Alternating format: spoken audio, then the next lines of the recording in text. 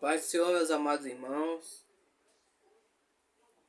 Boa noite a todos. Irmão Vinícius, mais uma vez, amém.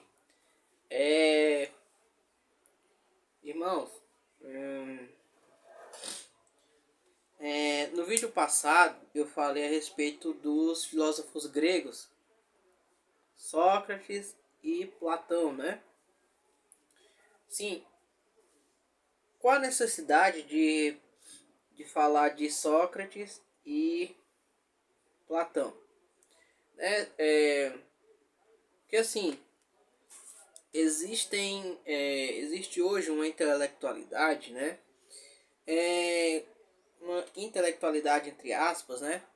Que é bem anticristã, né?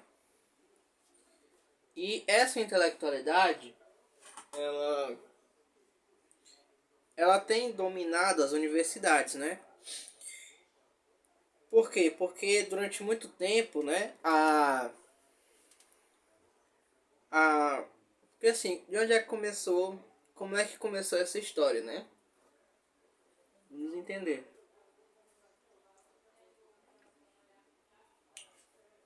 Na Segunda Guerra Mundial, né? Havia uma disputa entre dois polos, né? Não, na Guerra Fria, né? Havia uma disputa entre dois polos. Entre o polo capitalista e o comunista, certo? E o polo capitalista, que era os Estados Unidos, e o polo comunista, que era a União Soviética, eles disputavam, faziam disputa de influências no mundo inteiro, certo? E o que acontece? Em 1964 houve o regime militar, né? O contragolpe dos militares, né? Porque os comunistas queriam dar um golpe aqui no Brasil, né? Com o apoio da União Soviética. Então o que acontece? Os militares tomaram o poder, certo? Começaram a caçar os comunistas que lutavam contra o regime militar através das armas. E nas universidades eles não trabalharam, não fizeram muitas coisas para que os comunistas não tivessem êxito nas universidades. Então, os comunistas eles focaram em dominar intelectualmente as universidades com o apoio do polo comunista, né? Naquele contexto. E os militares venceram nas armas, mas perderam intelectualmente, né? Perderam na propaganda, certo? E em 1985 os militares entregam as armas à esquerda, né? Entregam o poder aos esquerdistas, né? Quando eles pediram as diretas já. Então, desde aquela época, os comunistas eles vinham tomando espaço nas universidades. Hoje está mais evidente. Eles tomaram espaço também na mídia, certo? Por isso que a gente vê coisas como essa na Globo. Nos jornalistas também. Tem jornalistas que pedem a morte do Bolsonaro, né? A Miriam Leitão, né? Fez parte desses movimentos também. A Dilma roubava armas em quartéis junto com o marido dela, né? Então é por isso que nós temos essa intelectualidade, né? E essas pessoas exercem um controle pesado, censuram censuram e deixam de lado todas as pessoas que não pensam dessa forma, né? Eles são uma ditadura, eles formaram uma ditadura realmente nas universidades. Então, qual a necessidade de falar sobre Platão e Aristóteles, Platão e Sócrates? É realmente edificar algo que seja contrário, né? É formar uma intelectualidade que seja contrária ao que eles fizeram, né? se a igreja, eu, por exemplo, estou entrando nessa seara, certo? Então o que acontece? Muitas pessoas nas universidades não creem nas escrituras, certo? Então, se as pessoas elas não creem nas escrituras, por exemplo, digamos que você chegue num lugar que as pessoas não acreditam nas escrituras, certo? Como é que você faria para evangelizar essas pessoas? Como é que você evangelizaria alguém que não acredita nas escrituras?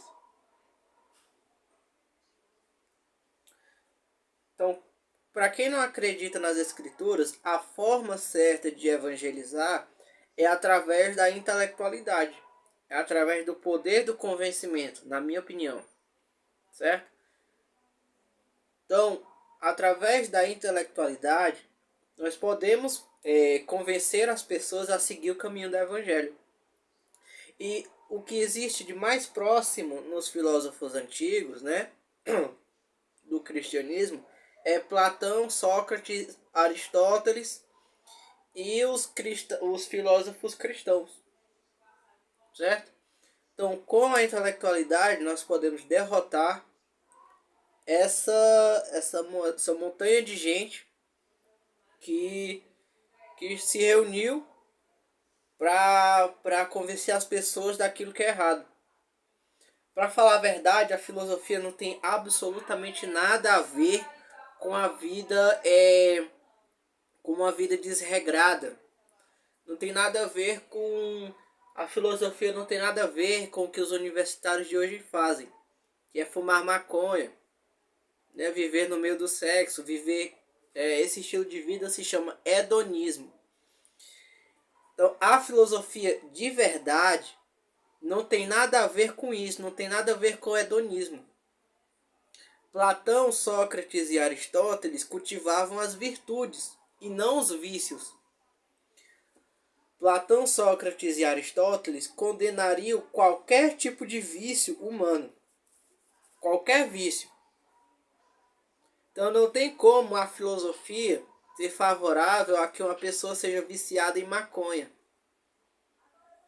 Não tem como a boa filosofia, ser favorável a que alguém seja viciado em sexo. Porque os verdadeiros filósofos, os maiores filósofos, sempre combateram o vício.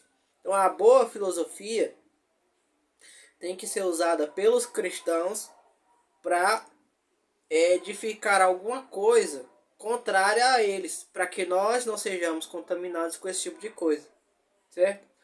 E também existe uma moda, né, na televisão de dizer que os cristãos são irracionais. E não é verdade. As universidades, as universidades hoje, que essas pessoas sem o menor escrúpulo usam, as universidades vieram da igreja. Foi a igreja que trouxe, que criou as universidades. Certo? Universidade vem de universal, né? Vem de universal. E universal, em grego, é katolikos. Certo? Então foi da igreja que veio a universidade. Foi a igreja que deu ao mundo as universidades. E agora eles estão dizendo que a igreja é irracional. Então, a boa filosofia é contra todo e qualquer tipo de vício. E não vai ser favorável a nada do que esses ignorantes fazem nas universidades. Você compreende? Então, é por isso que eu cito Platão e Sócrates no meu vídeo passado. Para que a gente possa edificar algo diferente do que essas pessoas fazem. E também convencer através de filósofos, pessoas que não creem nas escrituras. Ok? Convencer através da lógica pura. E mostrar que o evangelho não é irracional. Ok? Também em relação em relação a brigas, né? Assim, no meu canal eu não gosto, eu não vou ofender ninguém, certo?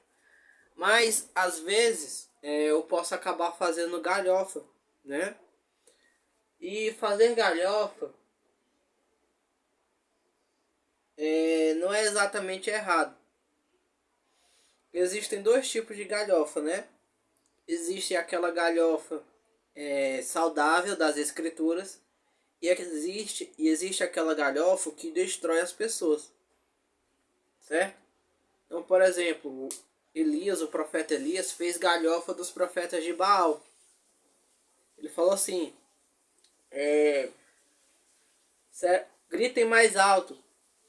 Será que Baal não foi dormir? Será que ele não foi caçar? Será que ele não está falando contra os deuses? Né? Então, Elias fez galhofa dos profetas de Baal. Por quê? Porque a piada, muitas vezes, ela é instrutiva. Certo? Então, até mesmo uma piada pode ser educativa. É isso que nós vemos nas escrituras. Agora, a piada, ela se torna pecaminosa quando ela tem a intenção de destruir as outras pessoas, que não é o meu caso, certo?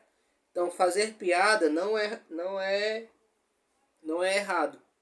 Fazer piada com pessoas que pregam coisas erradas não é errado.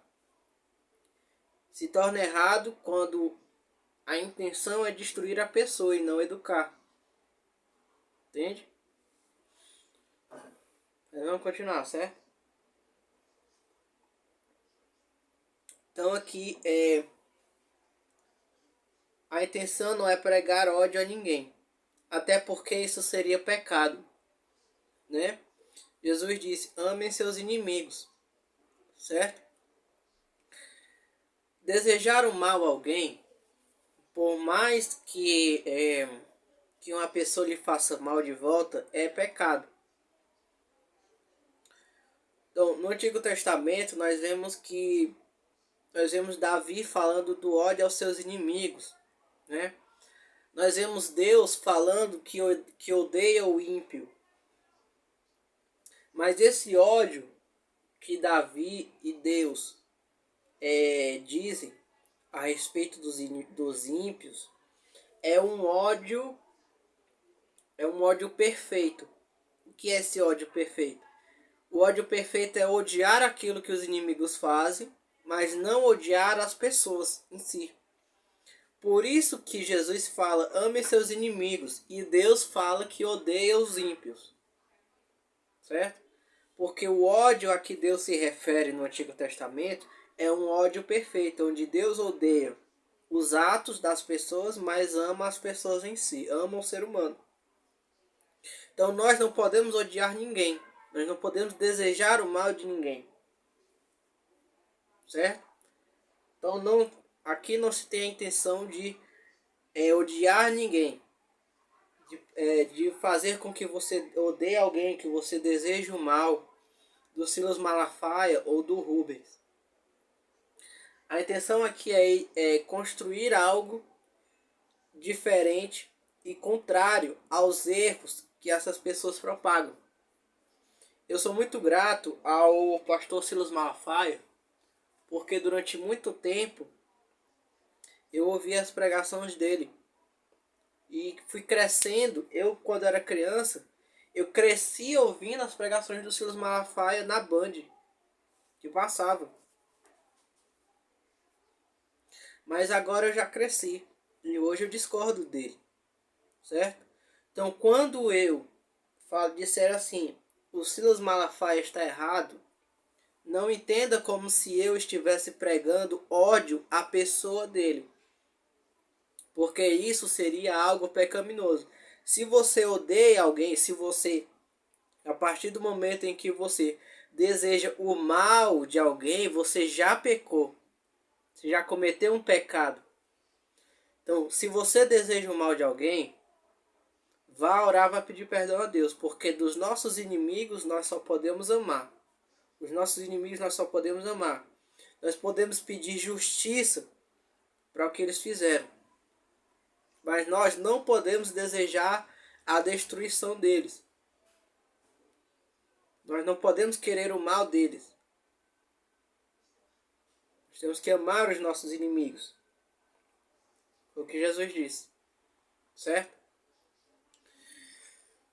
Então é isso. Então não entenda quando eu apontar os erros de alguém, não entenda como se eu estivesse desejando mal para essa pessoa. Quando eu fizer galhofa, não entenda como se eu estivesse querendo destruir alguém. Não faça isso, não queira destruir ninguém. Mas também não ache que só que fazer piada com os erros, com as heresias, é ódio. Não é. O próprio Elias, o profeta Elias fez isso. Amém? Então, nesse canal, eu não tenho a intenção de destruir ninguém. Sou muito grato por tudo que as pessoas fizeram. A intenção aqui é reconstruir a igreja longe de todos os erros que já foram cometidos. Ok? Então, a minha intenção é reconstruir a igreja. Reconstruir tudo o que foi destruído pelos erros desses homens. Estejam eles bem intencionados ou não. Certo? A minha intenção aqui não é dizer que ninguém é mal, porque eu não conheço o coração das pessoas.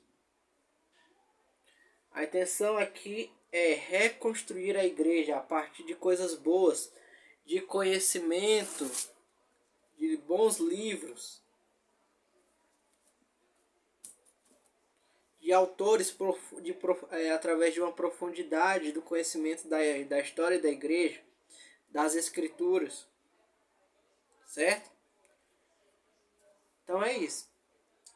Mas no vídeo de hoje, né, já se passaram 17 minutos e 10 segundos, né, só falando sobre isso. Mas qual é o assunto, o principal assunto do vídeo de hoje? É a respeito do arrependimento que Deus quer que nós tenhamos, certo? Deus descreveu exatamente o arrependimento que as pessoas devem ter pelos seus pecados. Jesus descreveu exatamente qual é o arrependimento que ele deseja que as pessoas tenham quando cometem algum pecado contra ele. Certo?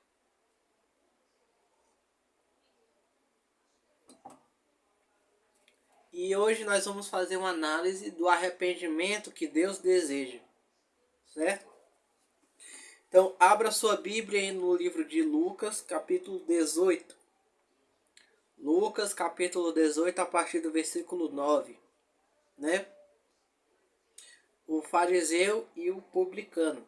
A minha versão é a Nova Tradução na Linguagem de hoje. Né? Eu amo essa Bíblia é maravilhosa. Lucas capítulo 18, a partir do versículo 9. Diz assim a Sagrada Escritura. Jesus também contou esta parábola para os que achavam que eram muito bons e desprezavam os outros. 2 homens foram ao templo para orar. Um era fariseu e o outro cobrador de impostos.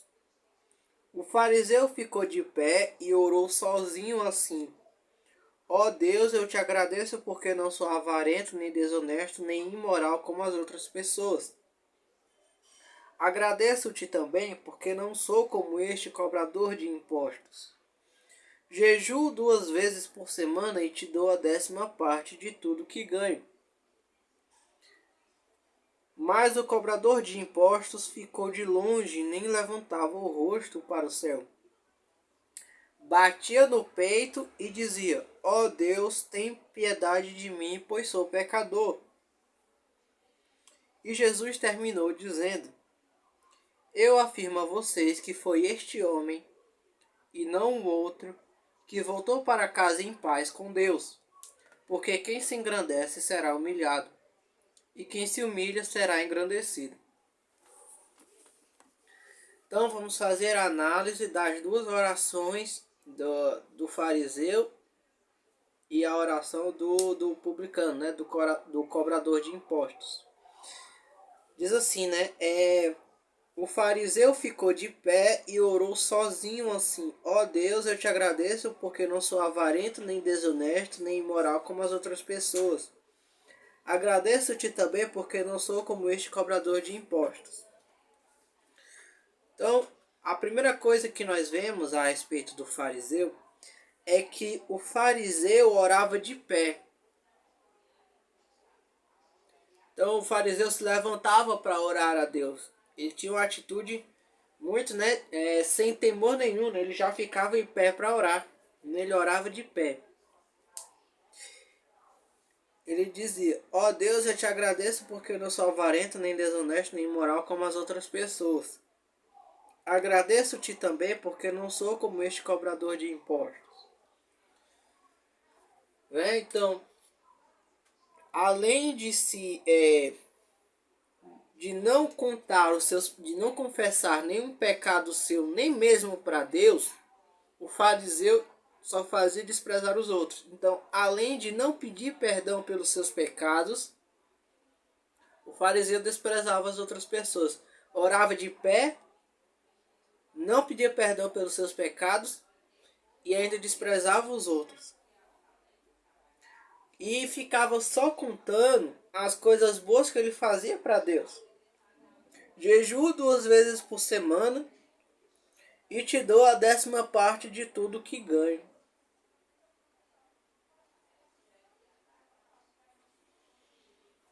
Então ele contava para Deus tudo o que ele fazia, né, esperando receber alguma coisa do Senhor, né? E Deus odiava isso,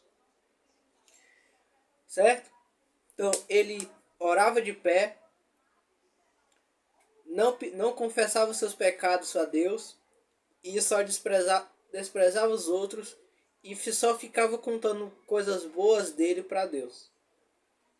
É como se Deus não estivesse contemplando a verdade do ser dele, né? Versículo 13. Lucas capítulo 18, versículo 13. Mas o cobrador de impostos ficou de longe, né? Então, o cobrador de impostos, aqui nós temos o retrato, né? Então, ele descreve exatamente, ele faz um retrato perfeito daquilo que ele quer que a gente faça, certo? Mas o cobrador de impostos ficou de longe, quer dizer, ele ficou longe, né? Ele não se achava digno de estar no templo e nem levantava o rosto para o céu. Quer dizer, ele orava de cabeça baixa assim, ficava de cabeça baixa, batia no peito. Então, primeiro ele ficava longe, ele ficava de cabeça baixa e ficava batendo no peito, né? E dizia: ó Deus, tem piedade de mim, pois sou pecador. Então, o foco da oração do pagador de impostos era exatamente as más atitudes que ele fazia. Então, como é que era a oração desse homem? Ele ficava longe, com a cabeça baixa, batendo no peito, e ficava: ó Deus, tem piedade de mim, pois eu sou pecador. Ó Deus, tem piedade de mim, pois eu sou pecador. Né? Eu acho que dava para ouvir as pessoas. Acho que as pessoas. Eu quase consigo ouvir as batidas que aquele homem dava no peito, né? Oh Deus, por quê? Porque ele tinha um desprezo muito grande por aquilo que ele fazia.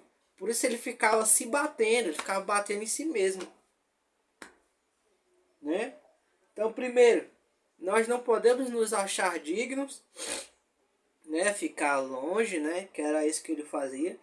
Nós temos que baixar a nossa cabeça em reverência ao Senhor, né? Nós temos que desprezar profundamente aquilo que nós fizemos, tudo de mal que nós já fizemos, a ponto de bater no nosso peito de desprezo daquilo que nós fizemos. E o foco das orações de quem quer ser perdoado pelo Senhor tem que ser o seu pecado. Não pode ser as coisas boas que fez. Tem que ser, o foco tem que ser a misericórdia de Deus pelo pecado cometido. De cabeça baixa, batendo no peito, sem se achar digno e sem nem mesmo olhar para cima. Não pode, tem que se concentrar no seu pecado e ficar de cabeça baixa e desprezar aquilo que você fez a ponto de ficar batendo no próprio peito. Versículo 14. E Jesus terminou dizendo: eu afirmo, versículo 14, né? Eu afirmo a vocês que foi este homem e não o outro que voltou para casa em paz com Deus. Porque quem se engrandece será humilhado, e quem se humilha será engrandecido. Então, o arrependimento que justifica diante de Deus é esse. Primeiro, não se achar digno. Segundo, ter uma reverência tão grande pelo Senhor a ponto de ficar de cabeça baixa. Terceiro, desprezar tanto o que se faz a ponto de bater no próprio peito, a ponto de se agredir como aquele homem fazia. Quarto, o foco da oração tem que ser o pecado cometido contra o Senhor. Então, são essas 4 coisas que Deus deseja. Essas 4 coisas fazem o arrependimento ser verdadeiro. Somente esse arrependimento que justifica. O outro arrependimento é o arrependimento dos fariseus, que Deus abomina, que não justifica. Então, esse é o arrependimento que justifica. O outro arrependimento não justifica, não faz com que Deus perdoe o pecado. Certo? Então, é esse arrependimento que Deus deseja. E não o outro. É esse arrependimento que nós devemos ter nas nossas vidas. Deus não aceita menos que isso. Deus não quer menos que isso. Esse é verdadeiramente o arrependimento sincero. Ok? Então, se nós nos arrependermos, quando nós pecarmos, se pecarmos, e nós nos arrependermos dessa forma, como Jesus descreve no versículo 13, Lucas capítulo 18, versículo 13. Lucas capítulo 18, versículo 13. Se nós nos arrependermos dessa forma, então nós seremos justificados. É o que Jesus diz. Ok? Mas, se nós não nos arrependermos dessa forma, então nós não seremos justificados. Então nós não seremos perdoados. É esse o arrependimento que Deus deseja, e não o outro. O outro não justifica, não perdoa. O arrependimento que traz perdão é o do versículo 13. Fujam do arrependimento do fariseu, do versículo 11 e 12. O arrependimento que traz o perdão de Deus é do versículo 13. Se nós nos arrependermos dessa forma, então Deus nos perdoará se porventura nós pecarmos. Amém? Então, Deus abençoe você, Deus abençoe sua família. Esse é o arrependimento que Deus deseja. Amém? Primeiro, não se achar digno, né? Como aquele homem não se achava digno, ficando de longe. Baixando a cabeça em reverência ao Senhor, sem ter coragem de olhar para o céu. Desprezando tanto aquilo que se fez a ponto de bater no próprio peito em arrependimento. Quarto, o foco da oração tem que ser o pecado cometido e não outra coisa. certo? É esse arrependimento que Deus deseja. Esse é o arrependimento que justifica. O outro arrependimento é o do fariseu, que não justifica e não salva ninguém. Ok? Então, é isso que Deus quer de nós. É isso que Deus quer dos seus servos. Esse é o arrependimento que Deus deseja. Amém? Que nós sejamos cada vez mais como as Escrituras descrevem. E não a nossa própria maneira. Amém? Então Deus abençoe você. Deus abençoe sua família. Em nome do nosso Senhor Jesus Cristo. Amém.